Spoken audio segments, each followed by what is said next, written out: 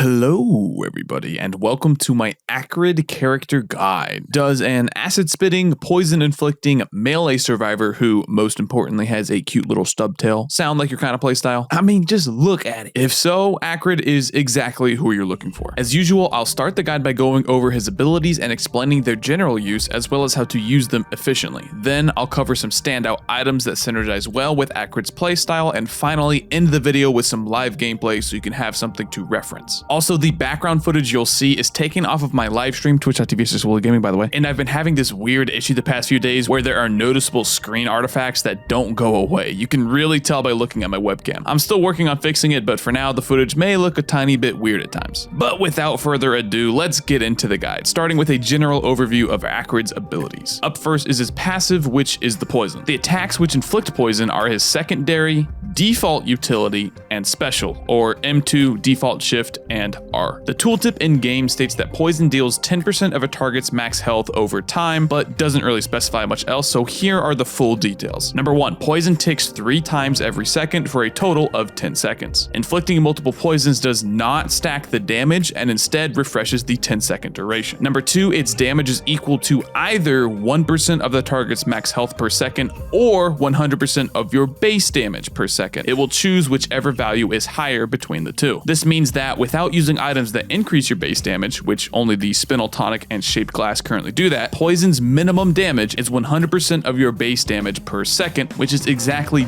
double the damage of a single stack of gasoline for reference. And before you start typing, gasoline ticks 2 times a second for 25% base damage compared to poison dealing 33% 3 times per second, which is in fact double the damage. Finally, number 3, poison cannot proc your on-hit effects, but does execute enemies under the guillotine threshold because guillotine simply requires any damage source to execute them. Poison is affected by enemy armor, meaning it does less damage to enemies with positive armor and more damage to those with negative armor, and it cannot land the killing blow on an enemy and will instead leave them with exactly 1 HP remaining. So what can you gather from all of this? If poison's damage were only % health based, then it would not be nearly as useful versus low HP targets, but because it can scale off of your base damage, it's essentially a free 2-stat gasoline at all times, which is absolutely better than nothing early on into a run. For high HP enemies and bosses, well, it still proves to be useful, but it isn't quite the wet DOT dream that some of you probably had when dreaming of Acrid's return from the first game. However, due to Acrid's playstyle, poison ends up dealing quite a large chunk of your overall damage at any stage of a run, regardless of what you're fighting. And to speak to said playstyle, let's go over his actual abilities. His primary ability is a 3-hit melee combo and is thematically the same as Mercenaries, with the first 2 slashes dealing the same damage and the third dealing bonus. But there is a secret hidden deep below, which me disclosing to you puts me directly in Hopu's line of sight, so listen up quick, fast. Shh, come here and listen. As of the time of writing this video, you are able to cancel his M1 completely by pressing your sprint key, meaning if you simply hold left click, wait for the first slash to occur, and immediately press your sprint, you will swipe again in a much quicker time frame than usual. However, and why I specified at the time of writing this video, Hopu has stated that they are likely going to fix this, and thus probably we cannot rely on this forever. In fact, at the point which you're watching the video, it may have already gone through. If you ask me though, get it while it's hot, boys. Canceling your M1 equates to a much higher overall DPS. Yes, even when considering the third slash's bonus damage and even canceling after that third hit. Simply spamming your first attack over and over is the absolute highest DPS you can get. Sadly though, you won't really be using your M1 past the first loop of a run because, well, it's a melee ability. Acrid has nothing to bolster a melee playstyle aside from the innate armor bonus that all the melee survivors come with. Other than that, playing inside melee range of an Imp Overlord, Eldamurian, and other high threat targets is simply asking to die, which is where your other abilities come into play. Acrid's secondary is a projectile that shoots in a straight line, dealing some damage and applying poison. It has an extremely low cooldown of 2 seconds and should be mostly used to apply poison to a single target or to finish off something that is sitting at low HP. His default utility is a leap, which upon impact deals damage, stuns, poisons, and leaves an acid pool that deals additional damage over time to anything inside of it. His alternate utility removes the damage over time components completely and replaces them with more impact damage and an added benefit of reducing the cooldown by 2 seconds per enemy hit. Both the default and alternate forms come with 2 uses right off the bat. Note that you can collide with either an enemy or terrain. Both of them count for applying its effects to anything nearby. Also, the pool that is left behind by the default is separate from poison, meaning enemies will be taking damage from both sources, but like poison, it cannot land the killing blow on an enemy. At any stage of a run, you should use the shift for its mobility. You will leap forward quite a large distance, which scales off your movement speed, so press your sprint key before using it for the maximum travel distance. It also completely negates fall damage, so if you need to leave a high up location, or if you accidentally fell off the map, using shift will enable you to take no damage when hitting the ground. You can also climb seemingly vertical walls with ease by simply looking directly up and using it against the wall. This makes traveling pretty much any wall or cliff a trivial task on Acrid. Finally, if you are using shift for its damage, you can eliminate the forward leap by, again, looking straight up. If you're fighting a Beetle Queen, Stone Titan, or any other enemy that you're in melee range for, looking straight up and colliding with them will prevent you from accidentally missing your mark by flying past them with the leap. Acrid's special ability is another straight traveling projectile that, upon impact with either terrain or an enemy, will seek out a nearby target and begin spreading poison. The maximum number of targets afflicted is 20, and the same target cannot be chosen twice, so you can't endlessly bounce it between two enemies. While again the poison itself cannot proc your on hits, the actual spreading of the disease deals damage every time it bounces and can proc your on hits, meaning you can get some pretty nice proc chains going in the larger groups. This ability makes Acrid's AoE potential the absolute highest in the game without any items. Not only does it look for targets to spread to even if you completely miss an enemy and hit a wall, but the 10-second cooldown means that by the time the initial enemy's poison has expired, the ability will be off cooldown and ready to spread to everything again. Now that you know what each ability does, let's go over how to optimally use them. The consistency of the R coupled with the very low cooldown of the M2, plus the fact that they both apply poison, means that those two abilities make up the vast majority of your damage. Again, when you're early into a run, by all means, you can walk up the stuff, or rather jump up to them with your shift, and wail on them with your auto attack reset shenanigans. But you will quickly find that the viability of playing Acrid as a true melee survivor is low at best. I recommend that you treat Acrid's playstyle similar to that of the Loader, where you're essentially a ranged survivor but with the option to get close if necessary. Simply use your R into a pack of enemies, wait for the poison to do its thing, and have your on hit and on kill effects finish them off. If need be, you can also leap into them with a shift and instantly execute a large pack of monsters that have all been left to 1 HP from the poison. Other than that though, just use your ranged abilities whenever they are off cooldown and rely on your shift to get around the map and escape any sticky situations. For some good item synergies, taking just a single stack of gasoline or tri-tip dagger early on synergizes extremely well with your poison. Because if everything is at 1 HP, literally any damage will finish them off. Guillotines are also very powerful, as poison is quite effective on higher HP enemies and again will execute them if under the guillotine threshold. The newly added Visions of Heresy is also quite a good choice on Acrid due to the ranged playstyle. I'm not going to go in depth on the item itself, you're going to have to wait for the item and equipment tier list for that, but to put it bluntly, would you rather have a melee attack that you rarely use or a ranged attack that you can use all the time? Hint hint, it's the ranged attack. Other than that though, you're just looking for your standard stuff in a run. Goat hoods, energy drinks, wax quails, and hopu feathers for mobility, ukuleles, ATGs, will-o-the-wisp for damage, etc, etc. Alright, and that about does it with all the info I wanted to cover on Acrid. Before the gameplay starts, leave a comment below if you have a question that needs answering, or maybe if you just want to tell me that melee doggo is the best doggo. I do read them all, I promise. You can check out my stream over at twitch.tv/WoolieGaming and consider joining our Discord server for announcements when I go live or upload a new video here on YouTube. It's also a great place if you just want to find others to play with or hang out. The gameplay you're about to see is of 2 points in a run, the early game and then the mid to late-ish game, with the early clip showcasing the more melee-oriented Acrid and the later one showing what you do at all other times. Thank you for watching and be on the lookout for my update to the item and equipment tier list coming here very soon. It only took 2 to 3 tomes for me to be swimming in money.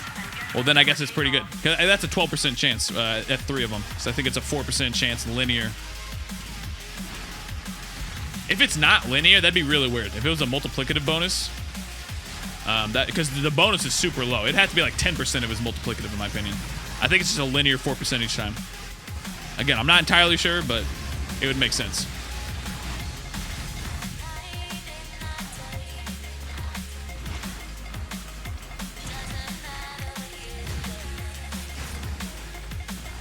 All right, guys, I'm hitting you with the hardest question. Get ready. Are you ready, chat? Here we go. Who has the best skin in Risk of Rain 2? Go! You have to answer in 5 seconds. You can't think about it, chat. Go! Whoever has the best skin, go! Can't wait. Mercenary, Artificer, Commando. That's a lot of Commandos. Commando skin is awesome, too.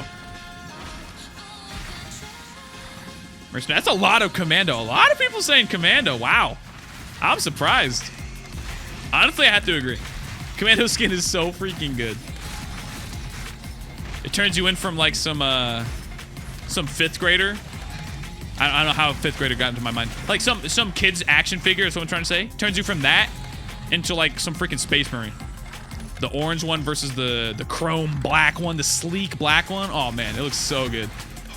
Plus on the helmet, the little like, you know, in episode 1 where they have the little rebreather thing, it looks like that. Having that little extra little, you know what I'm talking about, the bottom of Commando's helmet with the skin. That looks so cool. That makes the helmet pop.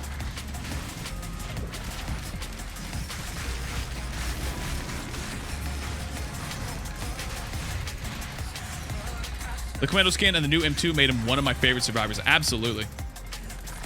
Sadly, he's not the most consistent now. He's definitely going to be bumped down a few pegs on the character tier list. But he is so much fun to play. Like, thematically as well. He's so simple, right? You just shoot your guns and kill stuff. There's nothing complicated about Commando. There's a reason why he's the first survivor you play. So good. If I can hit that. I hit one of them. I think I missed the other. Oh, let's try getting both of my shift charges on this guy. And doing the damage right. Well, actually, never mind. Let me just jump back down real quick. Bye-bye. Now I'm coming back up. All right, let's see what happens here. Yeah, it used both of them right away. That's pretty good. So if you get a hard light afterburner and you're using the alternate shift, the one that gets additional cooldown reduction based on how many enemies you hit, that might be a pretty good combo. Just walking into something, holding down your sprint key or your shift key and just unleashing. Neo rating with 36. What's up, guys? How you guys doing? How was your stream, Neo? 10 out of 10? 8 out of 10? Are you still doing the challenge, by the way, even though the patch went live? Are you still doing the 10 run challenge? Hi, everybody. Hi, Neo stream. Why isn't Commando as consistent now? Because other survivors got way better. Like Rex. Honestly, guys, this might be a spoiler for the character tier list, but I might have to give Rex the top spot, guys. I'm going to give him a lot more testing before I do that, but Rex feels really good now. Like, really good.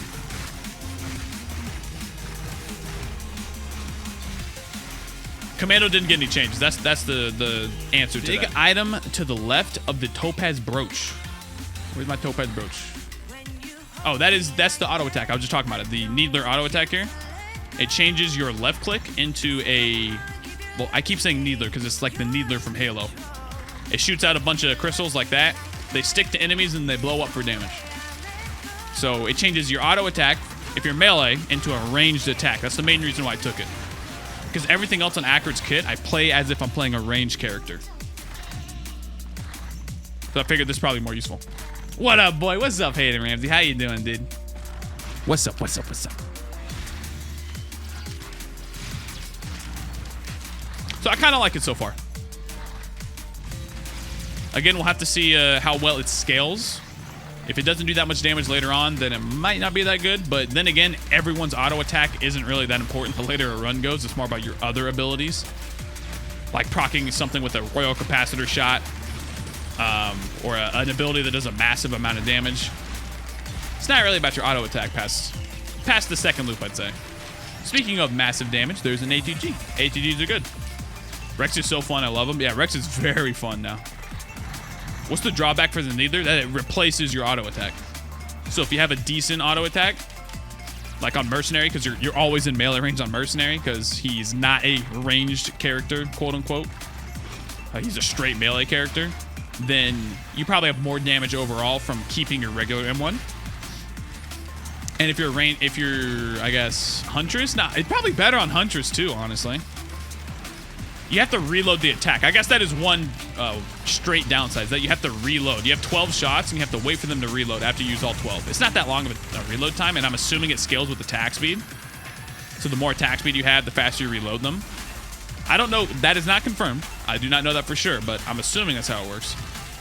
If it doesn't work like that, then it does work with Alien Head. So if you have an Alien Head, then it would recharge the shots faster.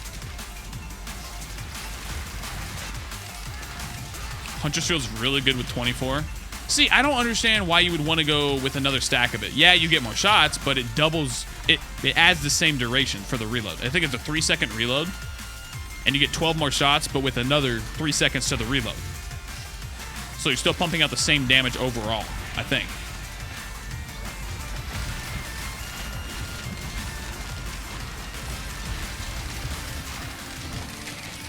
Maybe I'm totally wrong with the math. Maybe the math works out that when you save all 24 shots and you pump them out at the same time, and you wait for those 6 seconds, you do more damage overall. I do not know.